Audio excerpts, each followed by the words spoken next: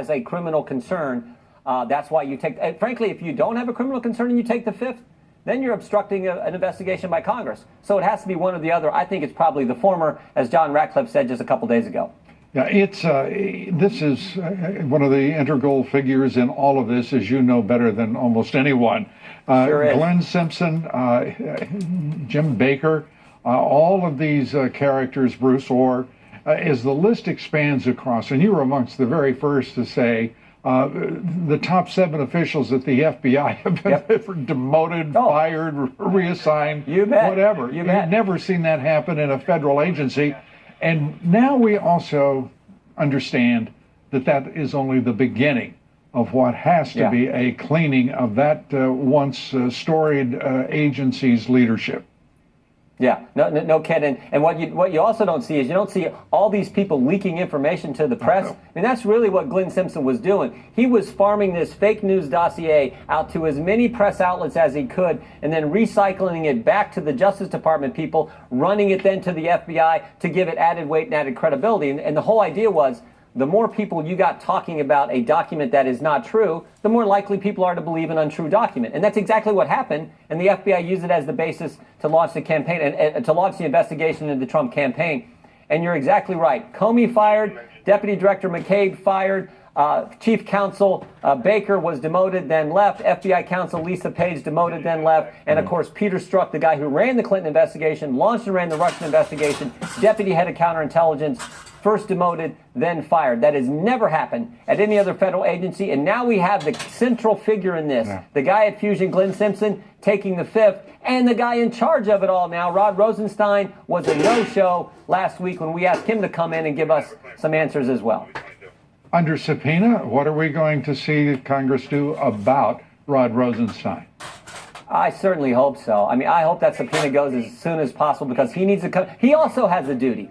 Rod Rosenstein is the guy who, in effect, is running the Justice Department, has a duty to come in front of the committee with jurisdiction over his agency, i.e. the Judiciary Committee, and be under oath and answer our questions. Him no-showing last week was wrong. He needs to be subpoenaed, he needs to be brought in, and he needs to answer our questions under oath. After all, you're the guy running the Justice Department. And I've got to go back to the president on Bruce Orr today, tweeting this. It's just, to me, it's extraordinary. Is it really possible that Bruce Orr, who was used as was paid by Simpson and GPS Fusion for work done on the fake dossier, and who was used as a pawn in the whole scam witch hunt, is still working for the Department of Justice? Can this really be so? Your reaction to the president's tweet? No, I'm like the president. He's still working at DOJ. He's been demoted twice, but he's still there. And remember, his wife worked for Glenn Simpson. They put together the dossier. The dossier was funneled to Bruce Orr. He then took it to the FBI, and the FBI could say, oh, wow, we got a top Justice Department official. Because at the time, Bruce Orr was one of the top officials in the Justice Department. He's given the FBI the dossier. That gives weight to this fraudulent document. And again, that's the basis for going to get the warrant to spy on Carter Page so they could spy on the Trump campaign. Well, appearing before you this week will be Nellie Orr, as well as James Baker, the former FBI general counsel. What are your expectations, and is there any light that we're going to see illuminate further what is going on, or is this going to be more behind closed doors? Well, the American public now knows that there is rampant, toxic political corruption throughout DOJ and the FBI, and that a president has been wrongly charged and investigated through a special counsel that was a complete, conflicted contrivance from the beginning. Right. No, when Jim Baker comes back, we didn't get to finish that deposition. He had to leave early. He'll be back on Thursday. I want to ask him, after the meeting that Andy McCabe told you that Rod Rosenstein had actually talked about recording the President of the United States and talked about the 25th Amendment, I want to know what you guys did. What did the FBI do? Who'd you talk to after that? What plans did you do? Some legal research? What happened after that supposedly took place? What kind of actions did you take? And then, of course, with Nellie Orr, I want to know, why were you picked? There's lots of experts on Russia around the around the Capitol in the Washington, D.C. area. Why was Nellie Orr picked? Was it because your husband was a top DOJ official? And what information did you pass to your husband, who then gave it to the FBI? So lots of questions we need to ask him. I look forward to both of those depositions and getting answers. And you are still going to be Speaker of the House, are you not? Still running. The main thing over the next 21 days is we got to keep the majority. So I'll be in South Carolina. I've been traveling around the country, traveling across our district, trying to remind people what's at stake in this election. The left has gone crazy, and we got this amazing record of accomplishments under President Trump. Let's frame it up like that, and let's go win over the next 3 weeks. If we do that, I think we'll be successful on Election Day. And if we have the majority, then I'm going to run for Speaker. All right. Congressman, good to have you with us. And I know that with your efforts and those of the president, that majority is likely to be preserved. Appreciate it. So. Good to see you. Thank you, Lou. And then you can be Speaker. Still ahead tonight. The radical Dems and their rhino friends in Congress. Oh, I mean, they're too much. They're relentlessly hawkish over a missing Saudi activist. This is going to alter the relationship between the United States and Saudi Arabia for the foreseeable future. I know what I'm going to do. We're going to sanction the hell out of Saudi Arabia. You cannot put any faith and trust in the Saudis. We have to find a way to condemn them. We have to find out a way to take serious action against them. If the recognition is that Saudi Arabia had something to do with this, which it appears to be, then we need to hold them accountable. Severe action needs to be taken, and I think the Congress will take it upon themselves to take that action. I think everything needs to be on the table, from arms sales to everything else. There's going to be consequences, and we're going to take action. We're an independent branch of government. This guy's got to go. Saudi Arabia, if you're listening, there are a lot of good people you can choose, but MBS has tainted your country and tainted himself. But just a little helpful counsel for our allies and for Saudi Arabia. What is going on? What is going on? We'll take it up here later tonight. RNC Committee Woman Harmeet Dillon, radio host Mark Simone among our guests. But up next, we have reaction from the Department of Homeland Security as that caravan of potentially illegal immigrants marches closer towards our southern border. We take that up, and as well as the action Mexico just may take against that group. Ed Rollins joins me here right after these quick words. Stay with us. Through Mexico, Mexican immigration authorities, though, have vowed to stop that caravan up to as many as 4,000 illegals from Honduras on their way north to the U.S. border. Mexico's National Immigration Institute saying members of the caravan would have to request a visa in order to enter Mexico and would have to follow Mexican immigration law. Otherwise, they will be turned back if they do not do so. Now, it's really interesting that the Mexican government can put that condition, but the United States government can't do so. Don't you find that amazing? We are being played for fools. The president talks about our border being a laughingstock. The fact is the whole operation is a laughingstock. And joining us tonight, top strategist for Great America PAC, former Reagan White House political director, Fox News political analyst, Ed Rollins. Ed, great to see you. I've got to, first of all, let's share with the audience this. I'm sputtering mad. This is the statement from the Department of Homeland Security. You're going to see why I'm sputtering. This current reporting on the migrant caravan from Honduras is what we see day in and day out at the border as a result of well-advertised, well-known catch and release loopholes. As we have said time and again, until Congress acts, we will continue to have de facto open borders that guarantee future caravans and record numbers of family units entering the country illegally. And you know what I say to that? What do you think? Bunk. The bottom line is they need to. Mexico, it'd be great if Mexico would stop them and send them back, because obviously they're violating there. It's a long ways from Honduras to the U.S. border. They've got all sorts of help. This is contrived. Right. This is a complete political stunt by the left. And by the way, the rhino establishment, read corporatist business establishment, to drive this into the midterm elections.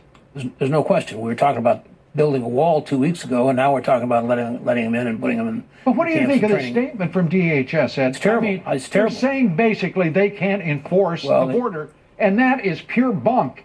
And the idea that this administration or any administration would say it's because of the loopholes that Congress has imposed, unless somebody has stripped the Border Patrol completely of their authority, Why could they not stop them before they cross the border? Well, they need to do that, and they need to stop them as far down as they can get it, and hope the Mexicans will do the same.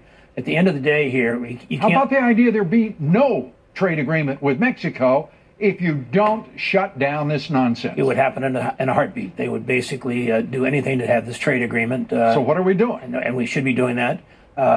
I think the laws are such that they can stop them and send them back. I mean, I think the Border Patrol at this point in time is looking for any excuse not to enforce it for whatever reason, and I think it's ridiculous. Remember, this is the president who promised smart government. And I got to tell you, a Department of Homeland Security that puts out nonsense like that statement, as we have said time and time again, take your bureaucratic bunk and do what you will with it, but don't play it out for the American people. Do your jobs and quit worrying about optics and enforce the law, just like the President of the United States has ordered. Well, if he has to make it happen, and he needs to be picking up the phone every day or going over to these agencies and saying, "This is what I want." I don't have to do it every day. How about one order? Well, one order should do it. One order should do it. But there seems to be a reluctance to get it done. I don't know whether it's him or someone not giving it to him. But at the end of the day, it's very clear what he can do and what he should do. Just like he should have released all the documents that the Congress wants. I mean, my sense is, I'm sure he's frustrated, but at this point in time, you got to push as hard and effectively. The country is frustrated, and this is you talk about terrible optics. To have a Department of Homeland Security putting this out, watch another caravan come in 3 weeks, not even 3 weeks before the midterm elections. This is bad politics. It's bad policy. It's bad government. All of the things that are the last thing we expect from this president. And his people definitely want immigration reform. They want this stuff stopped. The heck with those people that want his voters. Oh, well, the voters. The voters. That's what they see every poll. You're talking about the bureaucracy. No, who cares about the bureaucracy? And what is it? Kristen Nielsen, the fabulously experienced head of Homeland Security, for crying out loud. Well, if he doesn't do it, and if he looks weak on this issue, then his voters just aren't going to turn out. They're basically frustrated by the fact that there's not a wall, it's not a priority, and it needs to be. This is still a big issue to us. And Trump fundraising, we got some good news for the president tonight. $100 million they've raised, the most since the Reagan administration. Well, the Reagan administration didn't even raise money. We didn't name I was the campaign manager. I didn't go out and start the campaign till March of '83. And then we raised money from then on, and it was public money at that point in time. This is the most money ever raised by a presidential campaign. And $100 million is a lot, but he's going to need a lot more because it's small donor. He's limited to what he can raise. All right. Ed Rollins, as always, great to have you here. Thank you. Thanks so much. What do you think? Our border. That is basically a statement from the people in charge of securing the border that they can't secure the border. Somebody needs to be fired. God. Speaking of getting fired, Defense Secretary Jim Mattis seems to be, real sure of his job tonight. Mattis telling reporters the president called him to say he's behind him 100%. This is after the president had said he's something of a Democrat, this Mattis fellow. Mattis also added that the two have never discussed him leaving his position. What the secretary didn't say is if he's 100% behind the president, why isn't he the one saying he's behind the president? It's the way it's supposed to work, I believe. Well, it's supposed to work. Mattis has got this peculiar perspective. The president finds him amusing. I hope that he is half as good as a defense secretary. He's got some strange ideas, that fellow. Be sure to vote in our poll tonight. The question is, do you think we would have a country left if we elect Dems who are planning wide open borders? That'd be even wider open than apparently they are, according to DHS. The free flow of drugs, mob rule on our streets, re-regulation of business, and then higher taxes. How does that sound? Cast your vote on Twitter at Lou Dobbs. We'd like to hear from you. And follow me on Twitter at Lou Dobbs. Like me on Facebook. Follow me on Instagram at Lou Dobbs Tonight. Up next, just what work is actually being done in Congress? I'd like to know. We're going to find out. A fellow who was there, and when he was there, he worked like the Dickens. Jason Chaffetz joins us. We'll be talking right after the break about another major issue kicked somewhere by Mitch McConnell. Stay with us. We're going to solve all of that and much more. We're coming right back. This is going to be illuminating. It's going to be, it's going to be extraordinary. They catch. This is where we get the violins and the trumpets, is it? Is this where we get the violins? Yeah, I mean, come on, hundreds of thousands of people. I've worked with the Border Patrol. I've supported them. I will give you the, the generic, go get them. This is from DHS headquarters. This is the nonsense that's leading the Border Patrol. ICE, the Customs, Border Patrol. I mean, this is a mess. Yeah. And that is what I can't believe is going on in a Trump administration. Well, and it adds the incentive for people to try to come north. Instead of projecting the message of strength and peace through strength and making sure, as we do around the world, projecting the strength of the United States, the message from DHS, from the Trump administration should be coming, if you cross that border, you are going to get detained and you're going back. You're not getting in this country illegally, and there are plenty of laws on the books to prevent that. And so why are they playing this game? It's like, well, if Congress won't do something legislatively, that is a decision too, isn't it, Jason, on the part of Congress, then they are just going to stomp their feet and not enforce our borders. I got to tell you, somebody needs to be told how it's going to be, and this is not how it should be. And it's actually a violation of law. It is against the law for those people within the administration to lobby Congress on a specific piece of legislation. They can't do that. They're not allowed to do that. So this spokesperson needs to look real hard at the statement that they put out. And I think somebody from like a Mike McCall from the House Homeland Security Committee should be pressing those people to say, what in the world are you doing? And the tens of thousands of people that are on the border protecting it need to be buoyed up and supported and let them know we got their back to make sure that nobody crosses that border. But Jason, you know very well, Mike McCall is not exactly a strong borders advocate when it comes to immigration. The Speaker of the House is a wide open, let's harmonize the borders and send as much Chamber of Commerce material across those borders as possible. I mean, the Mexican government has more interest in securing that border right now than apparently our own Homeland Security Department.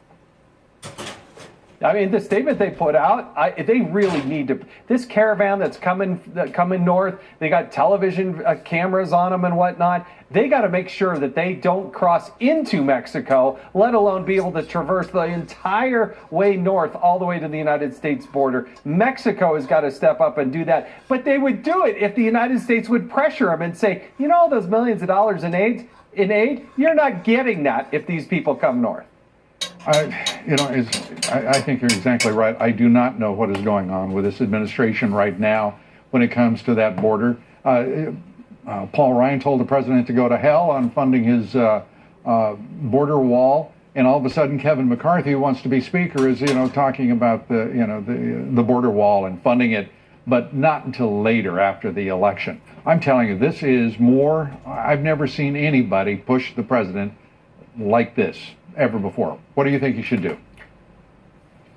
Well, look, we're passing $4 trillion omnibus packages out the door. They don't have $25 billion to secure the border the way the president got elected to do so. There was a wave of people that voted for Donald Trump on the immigration issue. Locking down and securing that border and building the wall was one of those key things, and Congress has not delivered. All right. Well, Jason Chaffetz, good to see you. Thanks for being here. And a reminder, find his book. It's available everywhere. Will be no problem at all. And buy his book, The Deep State. We recommend it highly. Jason, again, thank you very much for being with us. Up next, as the Mueller witch hunt continues, the president has announced a major change to his White House counsel. We take that up.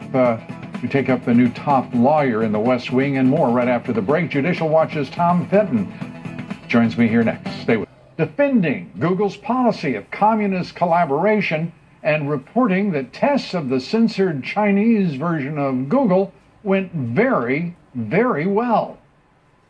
We are always balancing, set of values.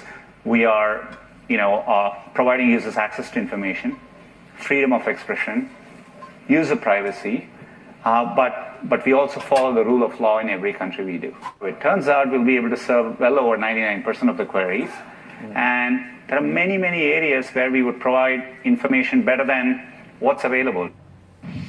Sundar should have just stayed in marketing, because that was a line I could not believe. Of course, Google will censor information for 20% of the world's population, all who live under the despotic rule of dictator Xi Jinping and, of course, the governance of the Communist Party. Somehow, Google is losing sight of that, but worrying about 1%, 20%, what nonsense. But that's what he's peddling. Radical leftists are seeking to strip Senator Susan Collins of her honorary degree because of her vote to confirm Judge Brett Kavanaugh as Justice of the Supreme Court. Nearly 1,500 alumni and faculty at St. Lawrence University signed a letter calling for the university to rescind her honorary degree. They said Collins lacks the integrity and commitment to justice that we expect from the St. Lawrence body. Boy, you gotta love it. Well, joining us now, Judicial Watch President Tom Fitton. Tom, great to have you with us. And when I hear pure pablum like that, when did the student body of a small institution like this get a vote on who gets an honorary degree and who gets to keep it? Well, the question is, are the adults at the school going to let the kids run it? The answer asylum? would be yes. Yes. Let's turn to what's going on. Glenn Simpson, taking, with no surprise to anyone, the fifth. The Republicans here, Congressman Jim Jordan was here to talk about what is going forward. I mean, this is absolutely absurd. Bruce Orr, his wife Nellie, working for Fusion GPS, working to bring all of the rancid, fraudulent Trump dossier into the Justice Department to basically defraud the FISA courts and to get surveillance warrants. This is, I mean, we know what's happened now. Why aren't we doing something about it? Well, you're exactly right. Congress is threatening to hold him in contempt. I'm not sure whether they can or not, but assuming he's got concerns about perjury, where he said he didn't meet with the DOJ and Bruce Orr before the election, when in fact he did, then why don't they just refer that to the Justice Department? But of course, the Justice Department I can think of a couple anything. of reasons why you wouldn't, because nothing will happen.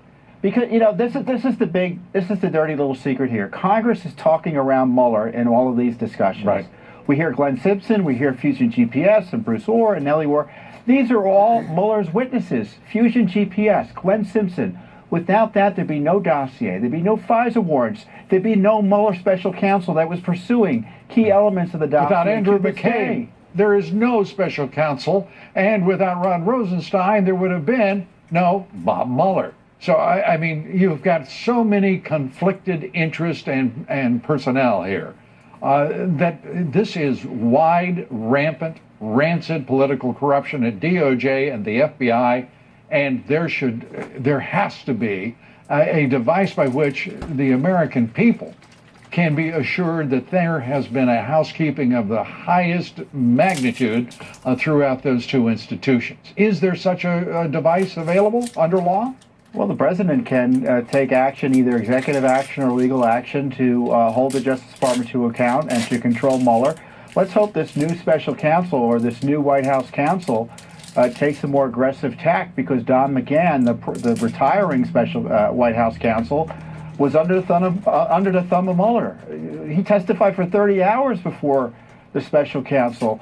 And let's hope the new White House counsel takes a fresh look at the Mueller operation and protects the president and protects the presidency from this harassment, and is much more aggressive in taking this out-of-control operation on that is now based on someone who has reasons to fear that he's going to be prosecuted. Are they going to alert the FISA court that their key witness, the head of the Fusion GPS that created the dossier that generated the spy warrants, can't be trusted anymore? Are they going to withdraw the warrants? Well, the first question I really have, Tom, is there any hope in the world of ending this charade, this fraudulent witch hunt? It smells to high heaven, and yet the stench is settled into Washington. It looks like it's here to stay. It seems to me the Democrats have successfully played a game. They have driven all of this way. They have suppressed any movement in the investigation of Hillary Clinton, the top officials of the Department of Justice, the FBI under Barack Obama, and they have played for the midterm elections, and if they get elected, they're home free, and if the Republicans win, what are we going to get? More investigations, or are we going to get a resolution and someone be held accountable? What do you think? I think if the president takes more aggressive action and says enough is enough, stop harassing me, we may get something done. We can't rely on Congress to get it done, as you point out, and it's the Justice Department on its own isn't going to do anything, because right now Mueller is king of the Justice Department on these types of investigations. Well, Tom, I wish we could have ended on a brighter note, but you're here for the reality of the thing, and the thing is getting uglier, it seems, rather than better every day. Tom, good to have you here. Appreciate it. Thanks, Lou. Tom Fitton, president of Judicial Watch. On Wall Street today, stocks closed higher, much higher. The Dow surging 548 points, the S&P up 59, the Nasdaq gaining 215. We haven't seen this kind of performance in the indexes since last March. Volume on the big board, 3.4 billion shares, and job openings hitting a record high, 7.1 million in August, surpassing the number of Americans unemployed. And the federal budget deficit jumping 17% to $779 billion, up 113 from a year ago. And President Trump weighing in on the Federal Reserve again and its leadership with Fox Business's own Trish Regan. My biggest threat is the Fed, because the Fed is raising rates too fast, and it's independent, so I don't speak to him, but I'm not happy with what he's doing because it's going too fast, because you looked at the last inflation numbers, they're very low. But you put him there. I mean, I did. you think about Janet Yellen, You know what? and she Can I was be so honest? dovish. Can I be honest? I'm not blaming anybody. I put him there.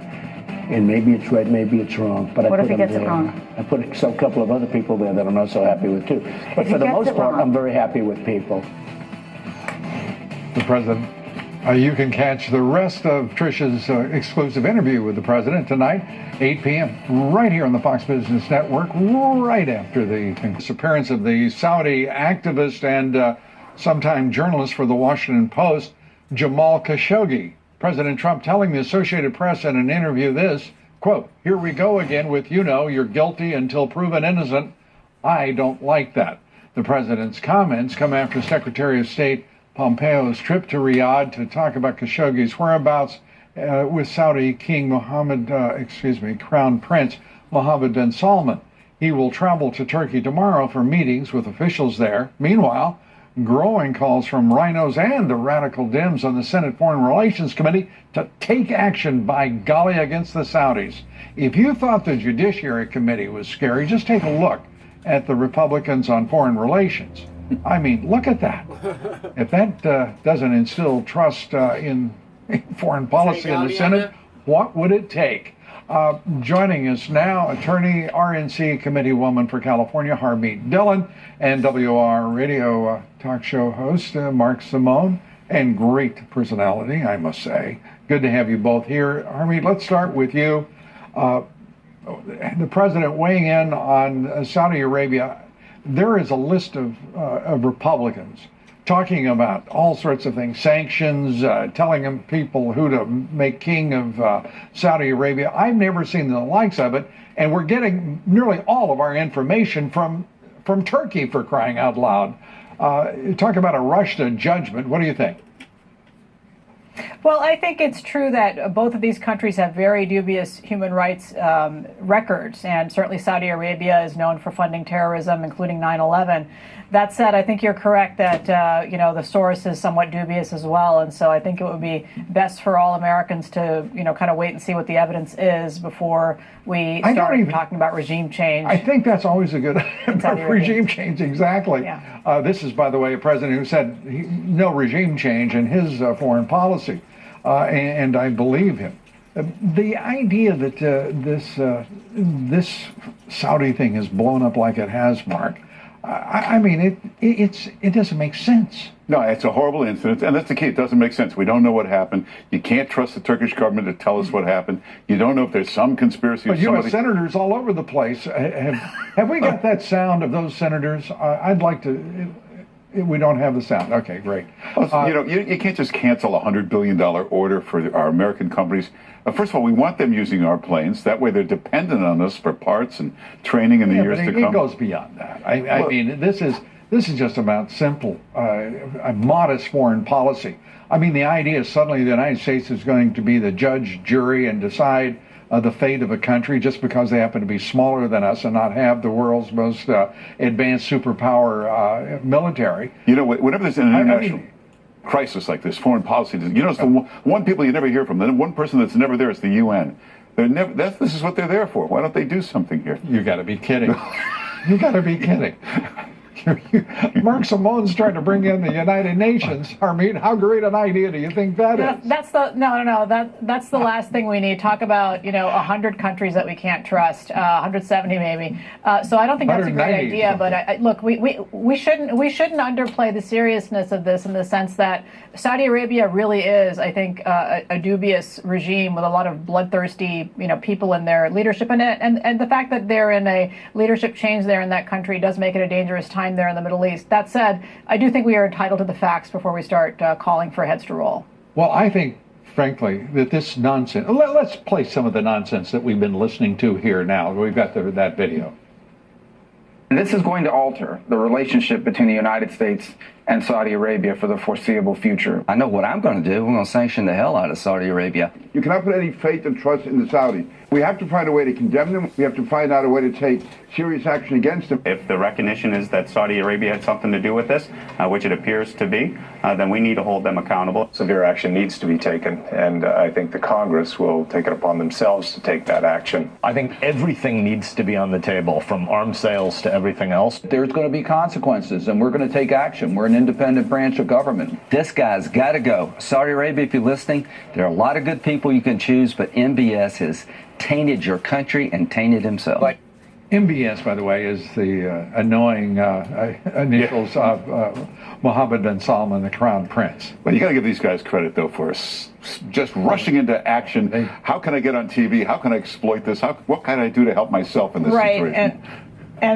And any excuse to talk about anything other than the border and the security of our own country, I think, is what people rush to these days on television. It's unfortunate. Yeah, think about this. I mean, everybody is very upset about the Russians meddling on our elections.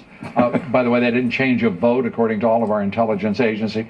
Meanwhile, we've got now, according to the latest survey, 20 to 30 million illegal immigrants in the country. You want to divide that by 700,000 to come up with a number of congressional representatives that represents. I mean, they're tilting the balance of power in the U.S. House of Representatives, and they're talking about idiotic things like Russian interference in our elections. Yeah, if they want to interfere, get in line behind the New York Times, Washington Post.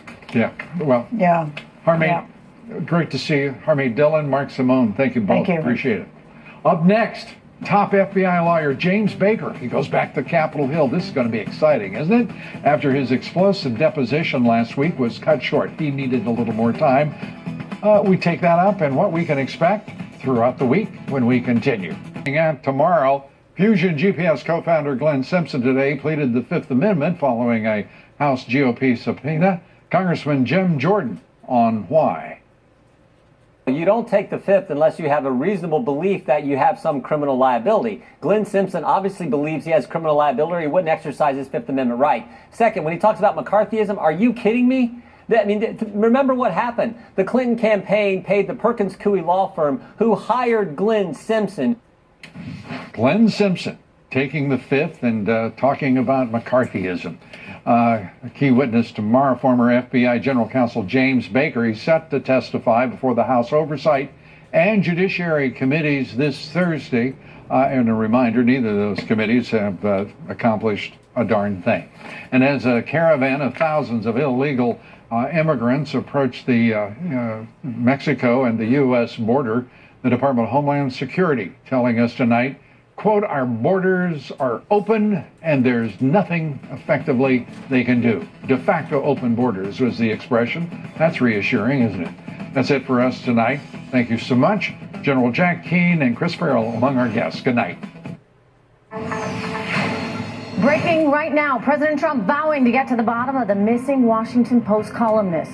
This is the Crown Prince of Saudi Arabia denies any knowledge of what took place inside the Turkish consulate. Coming up, my exclusive interview with President Trump on what's next for our relations with the Saudis. Trish Regan Primetime begins right now.